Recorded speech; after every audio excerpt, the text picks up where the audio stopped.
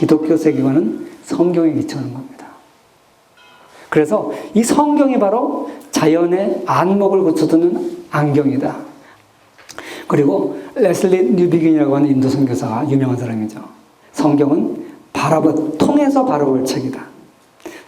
look at 할 책이 아니라 look through 할 책이다. 그러니까 성경의 안경이라는 거예요. 우리 기독교 세계관은 바로 성경에서 나오는 겁니다.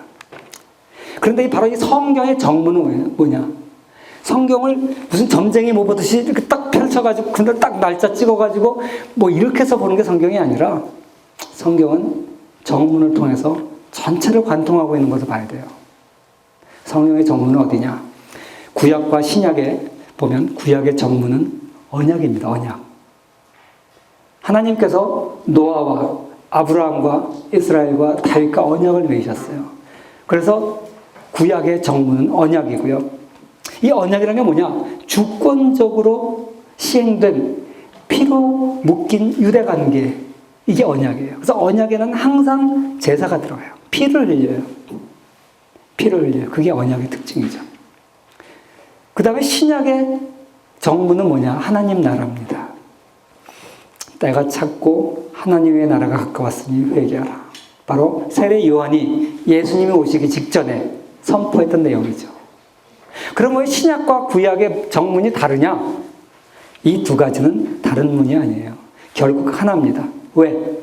하나님의 나라는 하나님이 자기 백성과 창조세계 전체를 통치하는 것에 대한 게 하나님 나라에 대한 이야기고요. 언약이라는 게 뭐냐? 하나님의 큰 역사 속에서 하나님께서 계획을 실행해 가실 때 자기 백성과 맺으시는 특별한 관계, 이게 언약이거든요. 그래서 둘 다 하나님이 전 인류를 통해서 통치하시는 하나님의 나라랑 연결이 된 거예요. 방식만 다를 뿐이지 구약과 신약은 동일하게 하나님의 주권과 하나님의 역사를 이루어 나가심에 대한 이야기입니다. 그래서 마이클 고인이 쓴 성경은 이야기다, 그 책을 보면 성경의 드라마를 1막에서 6막까지로 설명을 해요. 연극을 보면 막이 있잖아요. 그래서 1막이 뭐냐? 하나님이 자신의 나라를 세우시다. 창조 이야기입니다. 2막, 반역이 일어나다. 타락 이야기고요. 3막, 왕이 이스라엘을 택하시다. 구속의 시작입니다. 왕을 위한 백성, 아브라함을 통해서 왕을 위한 백성을 선택하시는 거죠. 그 다음에 백성을 위한 왕, 모세를 세우시고, 그리고 사사를 세우고, 다윗이 일어나고, 이런 유대 역사를 통해서 백성을 위한 왕에 대한 얘기가 나오고요. 그 다음에 신약과 구약 사이에 중간기가 있어요. 이 역사학자, 신학자들은 예언이 끊어졌다 그래요.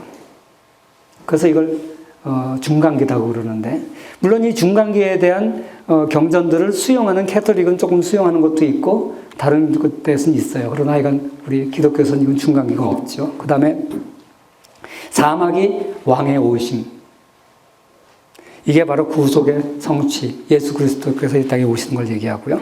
5막이 왕에 대한 소식이 전파되는 것, 사도행전 이후에 복음이 전파되는 과정을 말하죠.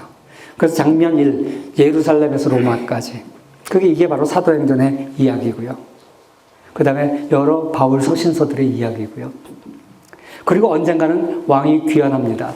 왕의 귀환, 구속의 완성, 이렇게 6개의 장으로 이야기를 꾸려가고 있습니다.